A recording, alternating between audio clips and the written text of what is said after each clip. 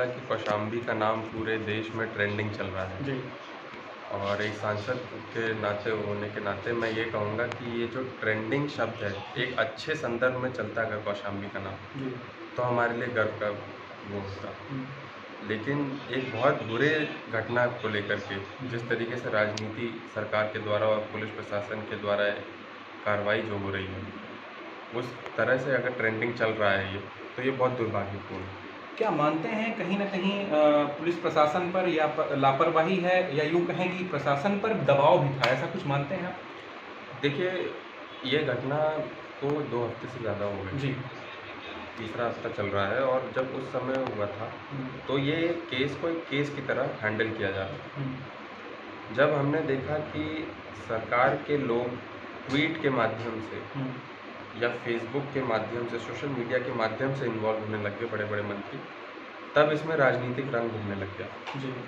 एक ज़हर घुलने लग गया जिसका नतीजा आज ये निकला कि आज मेरे कौशाम्बी में 2 समाज 2 लोगों से 2 नफ़रत गुटों करने में बँट लगे। गया। 2 गुटों में बँट गया, एक खाई पैदा हो गई, हुँ। नफ़रत करने लग गया। हुँ।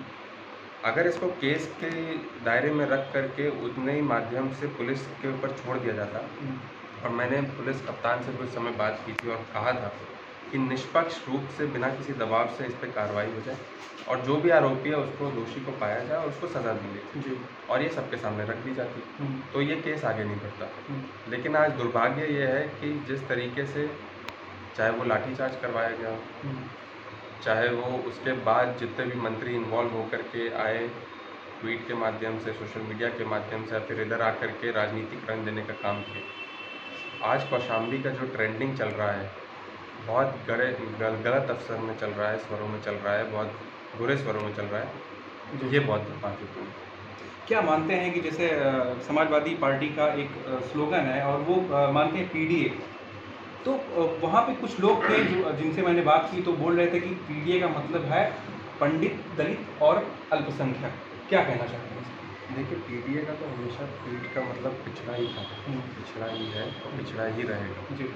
पिछड़ा, दलित, अल्पसंख्यक एवं अन्य समाज भी हमने जोड़ने का काम किया है हुँ। पीडीए में, हुँ। और ख़ास करके कौशाम्बी में भी जोड़ने का काम किया। जब से मैं सांसद बना तो मैंने हर मीटिंग में हुँ। जाकर के ये बोला कि पिछड़े, दलित, अल्पसंख्यक एवं अन्य समाज, हुँ। जो भारतीय जनता पार्टी के धर्म की राजनीति हो, जाति की राजनीति हो, बँटवारे की राजनीति हो या फिर अपने युवाओं को रोज़गार ना देने की राजनीति हो, महिलाओं को सशक्त ना करने की राजनीति हो, और एक माहौल बन गया उत्तर प्रदेश में लॉ एंड ऑर्डर का, हुँ। और पूरे देश में जिस तरीके से एक माहौल बन गया है जहाँ बैर करना सिखा दिया जी, भारतीय जनता बिल्कुल। पार्टी ने, वो बन गया है, उसके खिलाफ है। तो जितने भी समाज के लोग हैं, वो समाजवादी पार्टी से जुड़ सकते हैं, और ये पूरे कौशाम्बी में था। हुँ। पूरा 1 साल हमने जहाँ-जहाँ मीटिंग की, मैंने ये खुलेआम बेबाकी से मन से रखा। लेकिन आज हमने फिर से देख लिया कि जिस तरीके से ये बँटवारा करके गए, ख़ास करके मेरे संसदीय क्षेत्र में, और एक बहुत बड़ी खाई पैदा करके चले गए। जहाँ हमको विकास की बात करनी चाहिए थी, प्रगति की बात करनी चाहिए थी, और कौशाम्बी एक अच्छे स्वरों में जाना जाना चाहिए था कि कुछ अच्छा हुआ कौशाम्बी में, कोई ऐसा नेता आया जिसने अच्छा काम किया, उस स्वरों में जाना जाना चाहिए था। और पिछले 1 साल से मैंने बहुत प्रयास किया कि संसद भवन में कौशाम्बी की बात उठे, कौशाम्बी के लोगों की आवाज़ उठे, और कौशाम्बी आज पूरे देश में ये जाना जाता है कि इस कौशाम्बी ने सबसे नौजवान सांसद को, एक पढ़े-लिखे सांसद को भेजा। लेकिन दुर्भाग्य ये हुआ कि ये पूरे घटना ने, जिस तरीके से सरकार के हमने दौर में देखा है कि हर केस में एक लीपापोती करने की कोशिश की, इस पूरी घटना में पूरे मेहनत पे लीपापोती कर दी। क्या सरकार एक जातीय एंगल देने का प्रयास कर रही है इस पूरे मामले को, चूँकि ये मामला और खींचे, ऐसा चले, लंबा चले, क्या मानते हैं आप? देखिए, राजनीति सरकार इतनी ज़्यादा कर रही है कि एक ज़हर घुल गई है। हुँ। मैंने जैसा आपको कहा कि अगर ये केस को एक साधारण केस की तरह पुलिस को सौंप दिया जाता, हुँ। और हमने जिस तरीके से बोला था कि निष्पक्ष जांच होती, हुँ। तो ये जल्दी से कार्रवाई हो जाती। हुँ। और मैं अभी भी आपके माध्यम से पूरी जनता को ये बताना चाहता हूँ कि मेरी ये दरख्वास्त है पुलिस प्रशासन से हुँ। कि आप निष्पक्ष होकर के और जल्दी से जल्दी इस पे कार्रवाई करिए, निष्पक्षता से, बिना किसी दबाव से, ताकि जल्दी से जल्दी ये मैटर ख़त्म हो, ताकि इस पे उतनी ही कम राजनीति हो, उतना ही हमारा समाज कम बँटे और बैर एक दूसरे से करना बंद करे। चलिए, सांसद जी, एक लास्ट क्वेश्चन रहेगा आपसे। जैसे आप युवाओं की प्रेरणा स्रोत हैं, काफ़ी लोग आपको फॉलो करते हैं, आपसे सीखते हैं। मतलब क्या उनको कहना चाहेंगे जो देश के युवा हैं, चूँकि आप देश के सबसे युवा सांसद हैं के तौर पे जाने जाते हैं, तो क्या कहना चाहेंगे इसके लिए? देखिए, मैं युवाओं को तो मेरा क्लियर मैसेज हमेशा से यही रहा है कि हम इस देश के भविष्य हैं, इस जी। देश की रीढ़ की हड्डी युवा है। हुँ, और जितने भी डेटा आप उठा लीजिए, स्टैटिस्टिक्स उठा लीजिए, उसमें युवा सबसे सर्वप्रथम है। तो हमको और आपको एकजुट होकर के आगे इस देश को बढ़ाने की ज़िम्मेदारी लेनी चाहिए। हुँ, सरकार का बहुत बड़ा रोल होता है उसमें, सरकार का बहुत बड़ा माध्यम है कि युवाओं को सशक्त करने के लिए उनको रोज़गार देना, ताकि वो अपना घर चला सकें और अर्थव्यवस्था चल सके। लेकिन अभी ये दुर्भाग्य ये है कि सरकार अभी हमारे पक्ष में नहीं, युवाओं के पक्ष में नहीं।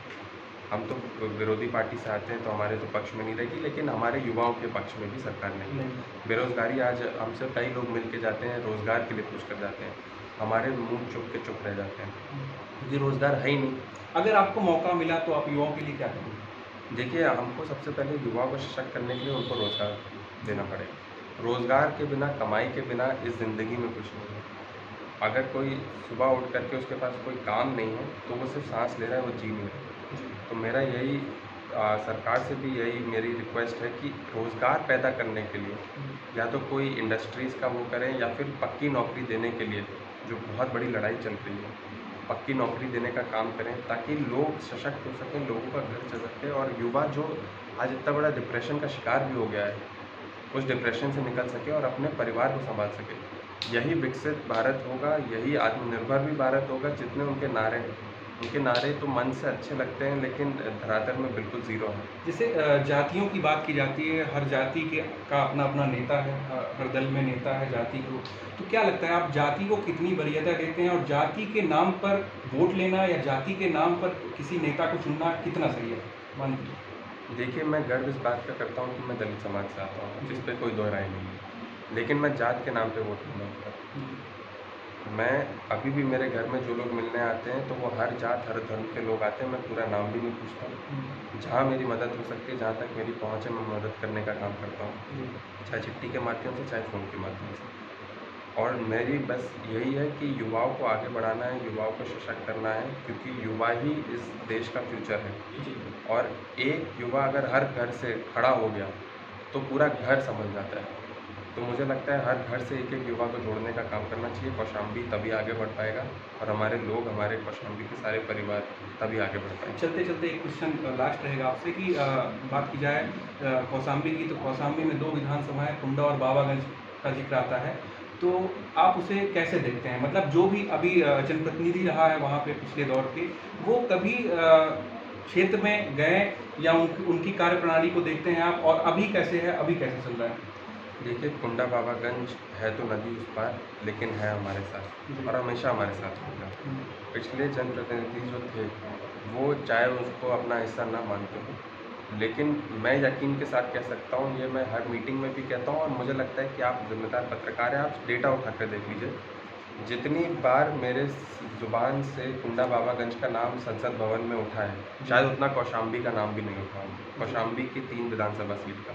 लेकिन कुंडा बाबागंज का मैं हमेशा नाम उठाता हूँ। चाहे बकुलाई नदी से लेकर के, माइनर से लेकर के, अपने पानी की समस्या से लेकर के, हर समस्या में मैं कुंडा बाबागंज का नाम ज़रूर लेता हूँ और वहाँ के लोगों की बात ज़रूर रखता हूँ, क्योंकि वहाँ के लोगों को सच में आवश्यकता है। बहुत सालों से वो वंचित हैं कि देश में उनके लिए कोई बात रखने वाला नहीं है हुँ।